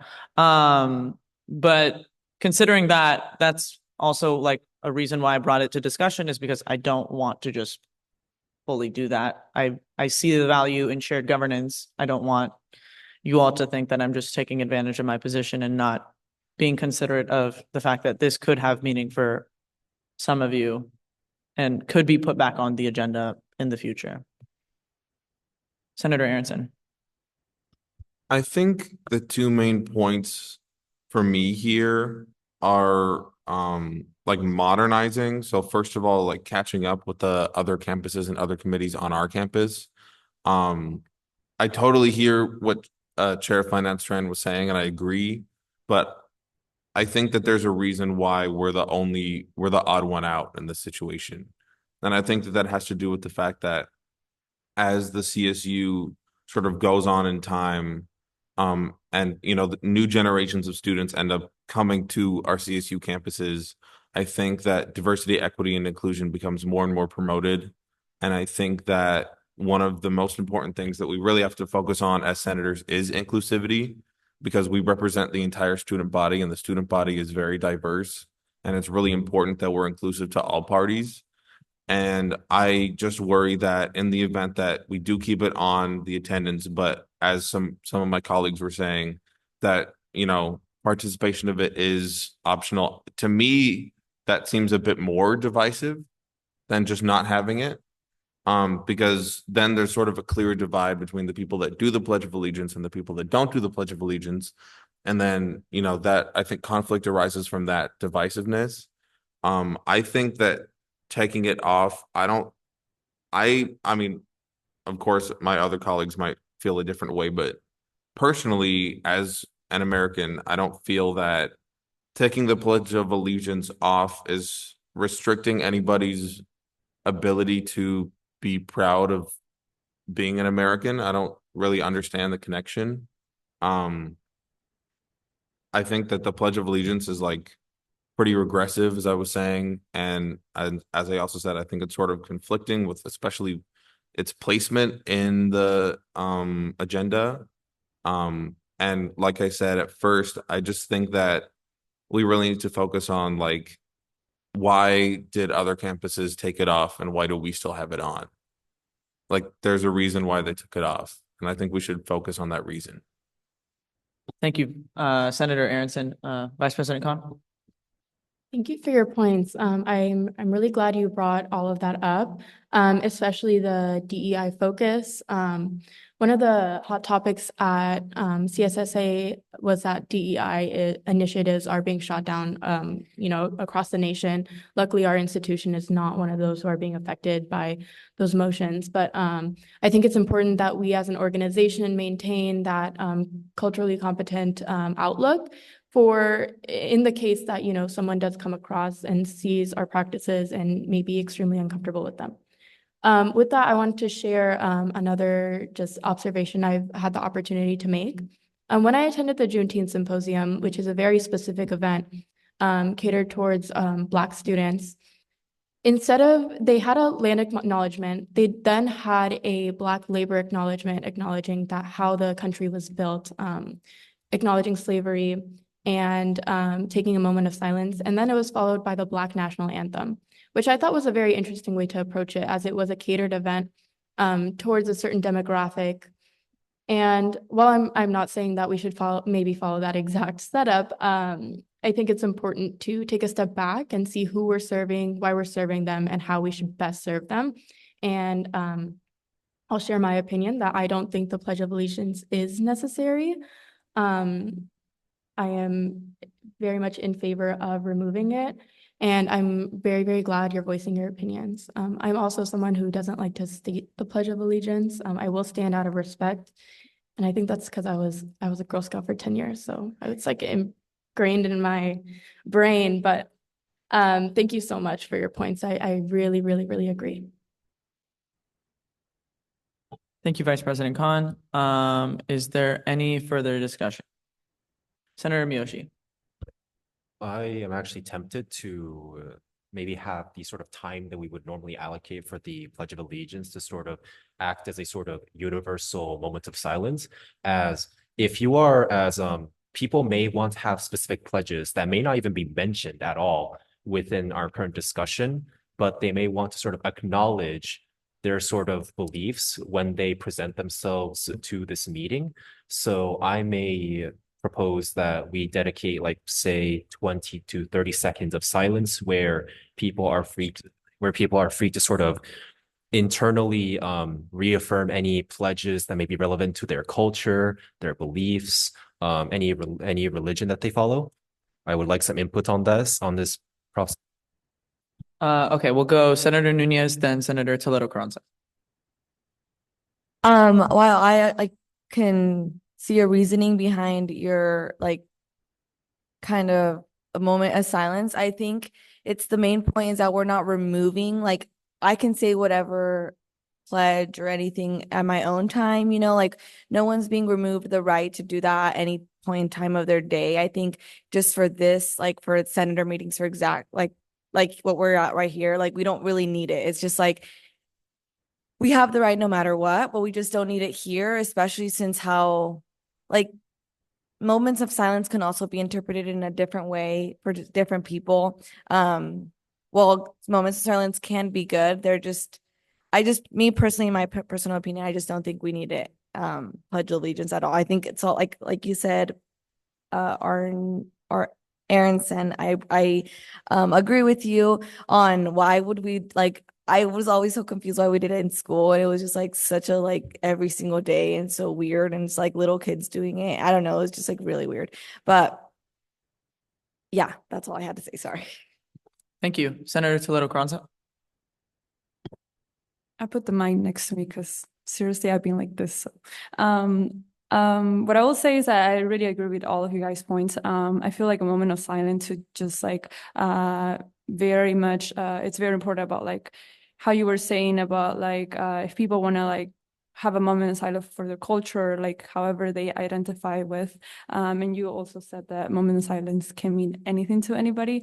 I also believe that there's no need for a pledge of allegiance. I personally don't stand up. I was standing up the whole year last year for Senate meetings just for respect, because I was very new to the position. But as of now, I don't stand up. So for many reasons. So yeah, I agree that it's not a necessity in our agenda.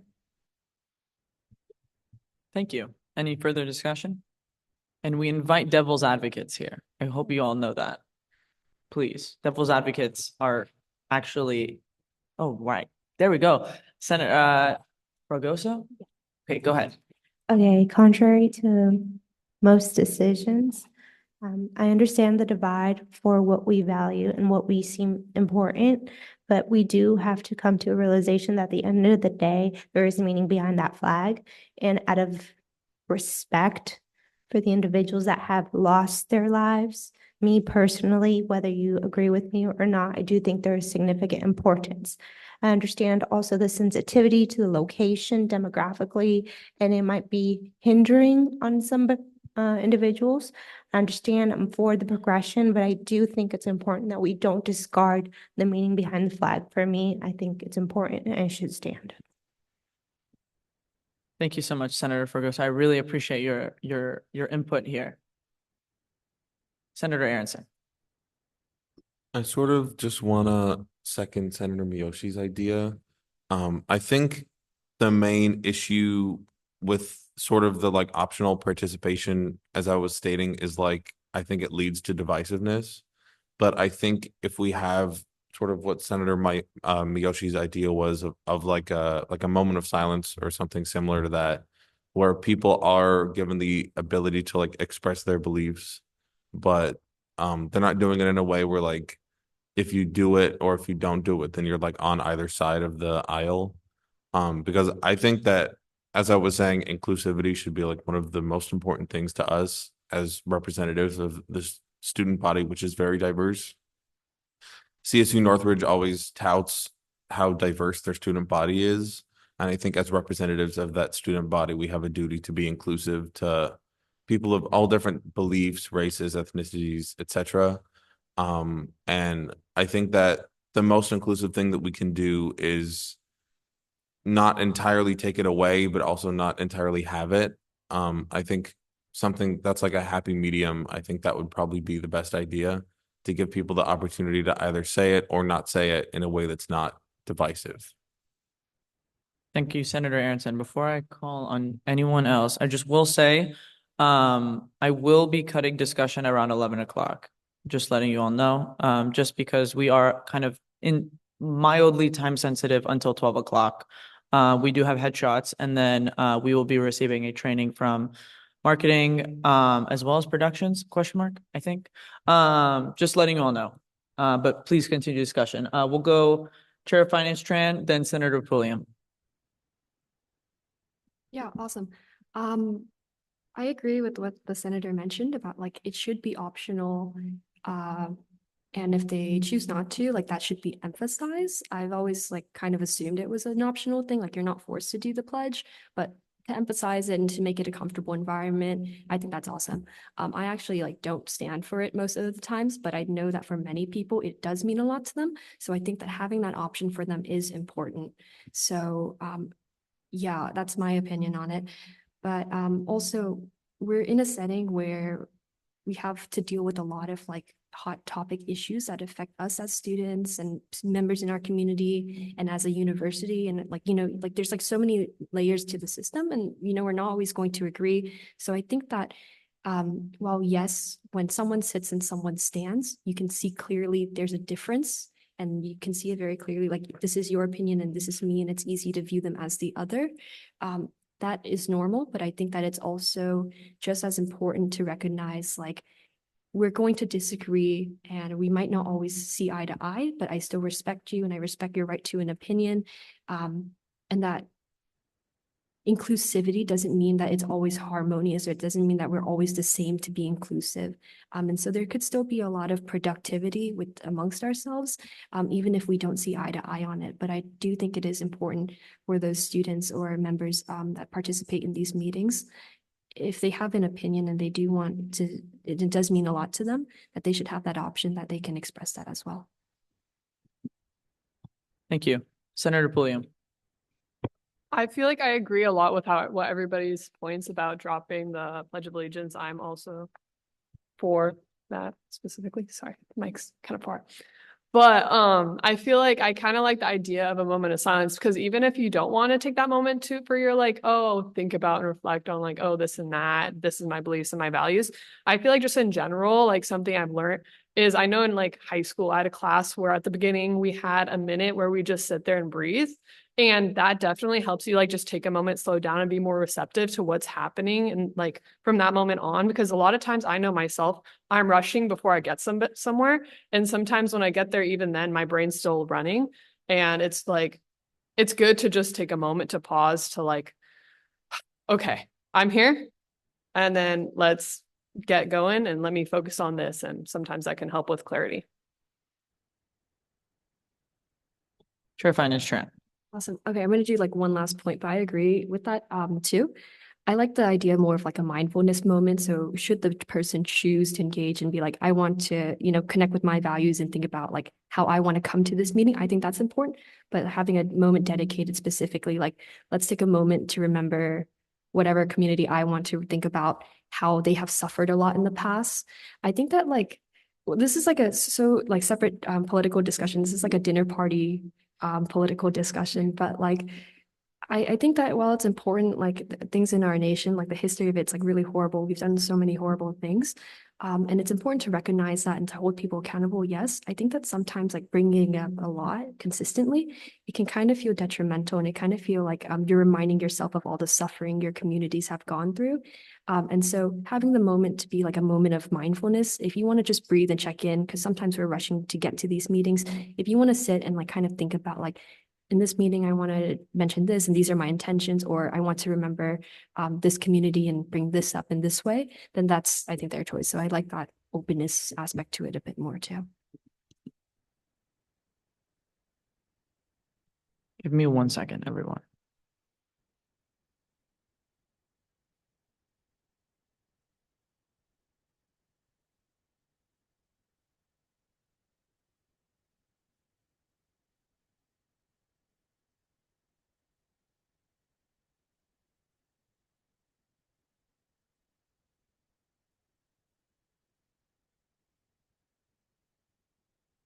Sorry. To go off of your point, we do have multiple resolutions that Associated Students Senate has approved, requesting for things to be said or moments of silence to be had, depending on the day, month, time period, stuff like that. The first one I could think of is remembrance of the Armenian genocide. She just pulled up the document for me. This is awesome.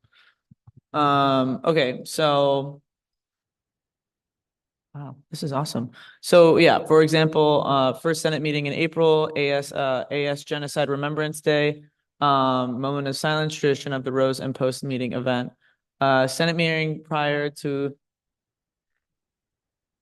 Yom HaShoah, is the AS Holocaust Remembrance Day, moment of silence, tradition of the Rose and Post meeting event.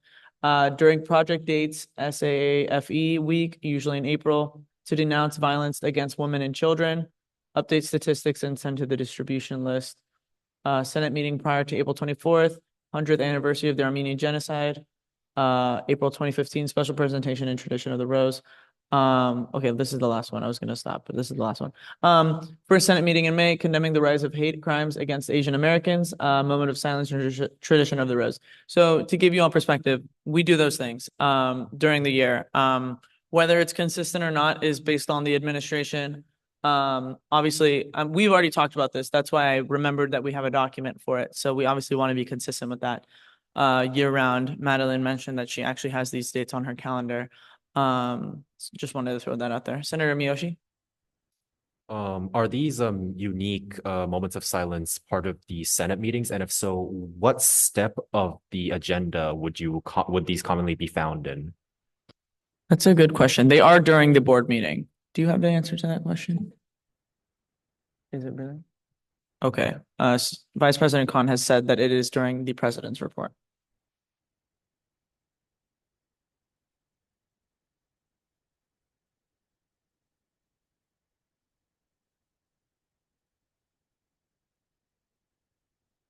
No, not again.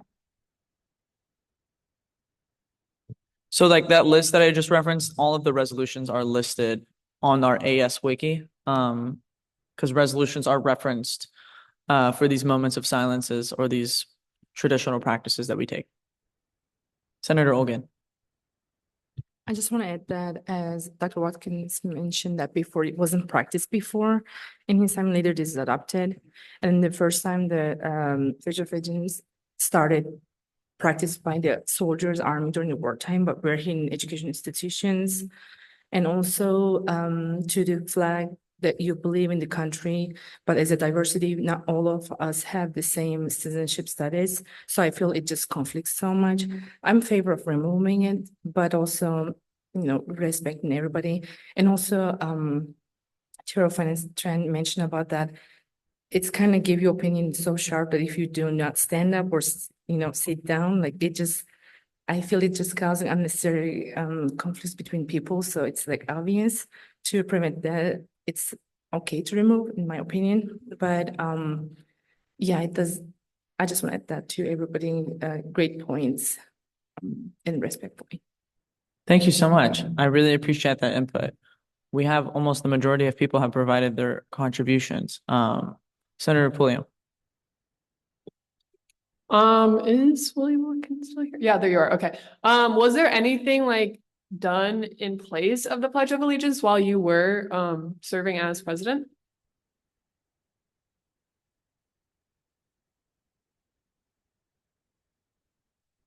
Thank you. Oh, Senator Scher, go ahead.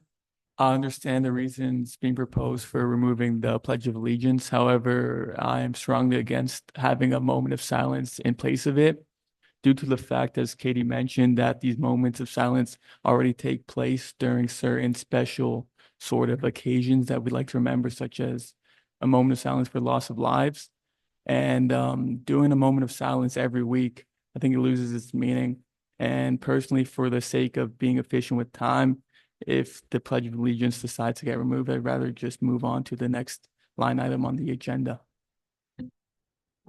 Thank you, Senator Scher. Senator Olgan, and then this will be our last comment unless anyone else has very pressing things. Okay, go ahead. I just want to say thank you so much. That was a great point, and I agree with that.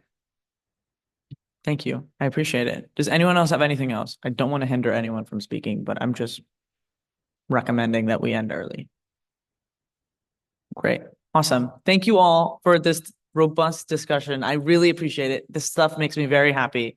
I really just love it. Love when ideas come about and we all feel comfortable about speaking about stuff like this. Again, makes me very happy. I will try my best to add more discussion items in the future. Shared governance, really awesome. Yes, awesome.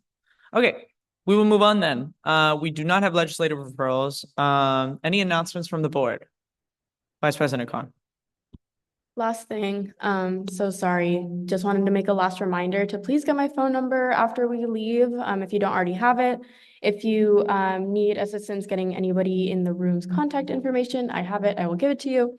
And the last thing is you will be getting your Senate email soon. I'm going to politely request that as soon as you get your Senate email, you email your dean / any faculty that might be of importance to AS. It's very, very hard to get in contact with them once the school year starts. I know that firsthand. And this is like a perfect opportunity. If you need help with that as well, I have so many email templates. ChatGPT is not something I'm against. But yes, so those three things: get my phone number, email your dean once you get your Senate email, and open door policy.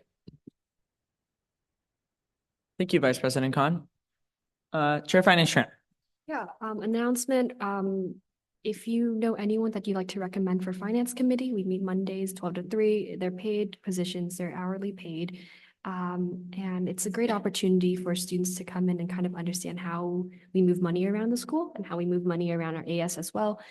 So that's awesome. And for the senators, if you'd like to also have a better understanding of how our financial policies work or how our code on finance works, I'm more than willing to meet and to explain that. So I feel like if you're equipped with it, you feel more confident coming a lot to these meetings and to understand where we're pulling money from. So yeah, thank you. To add on to that, if you guys are trying to find people for Finance Committee, do not find someone in the College of Business and Economics, please. because I think that it's obviously the most popular college that will want to contribute to anything financial. So it does suck that we do have it is filled. So hit up every other college except for business and economics. What? Why are you laughing? It's not discrimination. No, what the hell? I was gonna say, so because finance committee is one person from every college, Yvette probably mentioned that. Okay, any other announcements? Senator Pulliam. Yeah, I went to one of the movie fests the other week. Definitely really cool. They do give tickets for a raffle. I did not know that until they were doing the raffle. So do that. I am the vice president of DSA, that Club Deaf Studies Association, so I will be in contact with you. And then also I did like my enemy is this microphone. But for when you guys went to the Juneteenth event, I know Kiri name signed K eyeliner. But she contacted me about how Lisa Stapleton, she was a deaf studies professor here. I did have her. She is now at Fullerton. I did reach out to her about if her or the Black Deaf Project did want to do a collaboration. That is something I'm open to. And then also just to mention, I know Iman and Kiri both know this already, but I am interested in being part of the diversity and equity and inclusion committee. Thank you so much. Just to kind of answer your comment, once the fall semester starts rolling around, we will be appointing, or you all will be appointing committee liaisons, Senate representatives for all of these committees. So yeah, just keep an eye on it for when the fall semester starts. Senator Toledo Carranza. So I just wanted to make an announcement. Like 2 weeks ago, I was able to connect with the Undocumented Student-Led Network, and we're able to go to Sacramento and lobby for AB 2586. I think I stated it already, but I just wanted to make like some specifics. We're able to advocate, and we all came together from all students from all CSU, UC, and community colleges campuses. We went to advocate, lobby, and also talk to legislators about the bill. And actually when we went to lobby, the next day it was a Senate Education Committee hearing. So it was really a really good experience about how like everything works legislative wise. And it was thankfully passed through the Senate Education Committee hearing. So now we're going into Appropriations Committee hearing. So that's something that we're still going to push forward and like keep advocating for it on all campuses. Right now, I'm working with the Dreams to Be Heard Club. So if you guys are interested in helping us advocate on campus, on our campus, or just outside of campus and just lobbying, please let me know. I would love to have you guys help for this. Thank you. Thank you, Senator Toledo Carranza. Is there any other announcements? Vice President Khan. Sorry. Thank you for bringing everyone to Movie Fest. Great event. If you're not already, please follow the CSUN AS page on Instagram because, you know, y'all are the leaders, and, you know, if you repost something, you have some influence, you can go to these events, connect with your constituents. There's always so much going on, and our marketing department works so hard, and they make like genuinely hilarious content. It's actually really funny. And really great graphics and all that good stuff. But follow their page. It's CSUN AS. That was like a weird shout out, but. Thank you, Vice President Khan. Second that. Their marketing material is going crazy. So yeah, follow it. Okay, I have two things, and then we can be done if anyone else has other stuff. First thing, Kevin has emailed Vice President Khan and I about a conference, HACU conference. I'm just going to read it from what Kevin's description is. We will be sending 4 people to this conference. So I'm reading it to see if any of you are interested. And if you're interested, please reach out. Hope you're doing fantabulous. That's what he said to us. AS will be sending 4 students to the HACU conference. HACU's Adelante, who like that pronunciation. Leadership Institute is a 3-day career leadership and development networking symposium designed to build the career and leadership skills of undergraduate students. Over 700 students from the US and Puerto Rico will attend presentations, workshops, luncheons, and a town hall meeting, as well as meet with conference exhibitors and recruiters. These students represent a wide range of academic disciplines. They arrive with resumes eager to discuss career, internship, research, and advanced education opportunities. This is an incredible opportunity for our 4 students and very good use of our funds. I've attached a brochure. I have the brochure. If anyone wants and is interested, let me know. Wait, let me read some stuff that is also important. So I need, yeah, I know, I'm trying to find that. I'm like, analyze. Oh, it's sent, John. So, if I could get, if anyone is interested, I will need to know, by this Friday. And the event is taking place November 1st to 3rd. So if all expenses included, so all I would need from you is your name, email address, and ID numbers. And I need to send it to Kevin by this Friday. So yes, please email me, let me know, or come into the office and tell me right after the Senate meeting. Okay, cool. Okay, last thing. So I said we were going to do headshots. We will follow marketing outside of the door. Do not go home. We will take headshots. And then we will be going to instead of doing it here, because we only have this room reserved until 12, we will be going to the AS Sustainability Center room, which is just directly north of our office. And that can be for our committee members as well, if you guys would like to come. That's not required. I'm more encouraging senators and cabinet members because you guys would be utilizing their services a bunch more. So that will be following right after our headshots.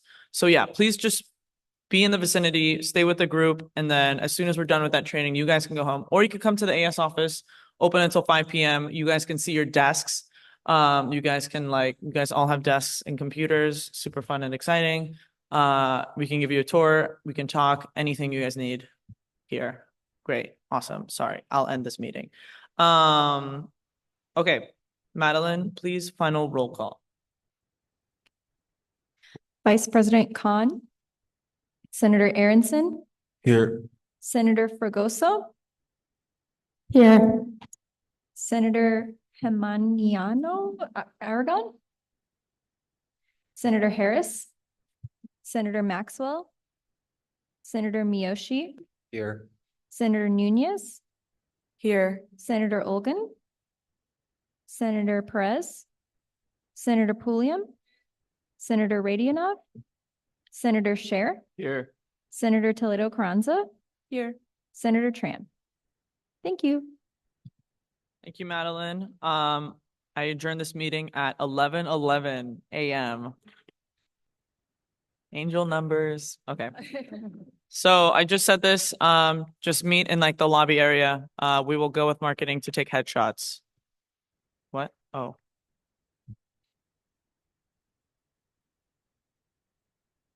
Would like to go?